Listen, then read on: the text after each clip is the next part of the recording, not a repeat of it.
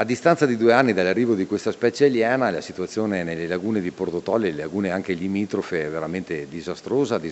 per una questione di produzione di vongoli che è praticamente azzerata. Fortunatamente è arrivato anche il piano di ripartenza, è arrivato anche il commissario, e soprattutto per fortuna i nostri pescatori stanno provando questa ripartenza attraverso naturalmente le recinzioni, i teli di protezione per arrivare a un minimo di produzione. Dico minimo perché chiaramente i quantitativi che si facevano gli altri anni oggi sono improponibili, naturalmente per la virtù della situazione delle lagune. Tanto per spiegare, solo le lagune di Porto Tolle ce ne sono circa 26 ettari recintati su 1100, ecco, queste sono le proporzioni, e quindi chiaramente abbiamo un numero di addetti che sono a casa da lavorare che sono impressionanti. Il ritorno è quello di una situazione economica e sociale del territorio che sta implodendo su se stessa, e di questo chiaramente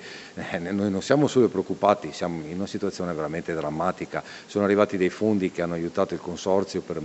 tenerlo in vita, e di questo ne sono anche lieto. Una delle situazioni però che stiamo vivendo con rammarico, che per la seconda volta è stato presentato un emendamento per la sospensione dei contributi previdenziali che sono essenziali per l'emorragia di partite IVA. Ricordo che solo Porto Tolle ne ha 1500 e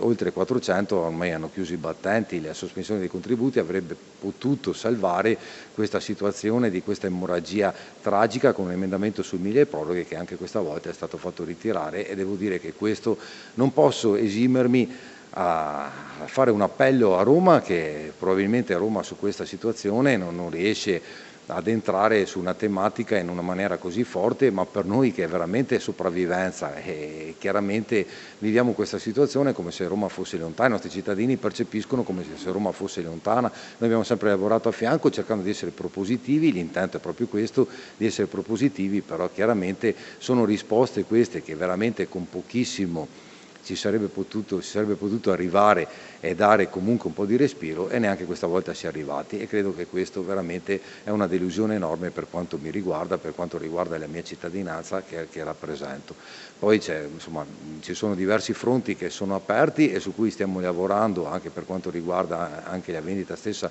del granchio blu, che potrebbe dar respiro, ma chiaramente l'indotto oggi è compromesso, e quindi tutto ciò che abbiamo necessità è quello, al di là che, ripeto, non è che chiediamo i sussidi, non è che chiediamo nulla, ma chiediamo naturalmente che le nostre partite IVA possano oggi almeno sopravvivere. Ecco, e con il commissario Caterino, sinergie, state lavorando bene, ci sono attriti? No, col commissario abbiamo lavorato bene, ha fatto una cosa secondo me intelligentissima a partire dalla base, cioè chiamare rappresentanti istituzionali, rappresentanti di associazioni, pescatori, costruire questo piano che ha a disposizione, ricordiamo, 10 milioni in 2 anni, e costruendolo su quelle azioni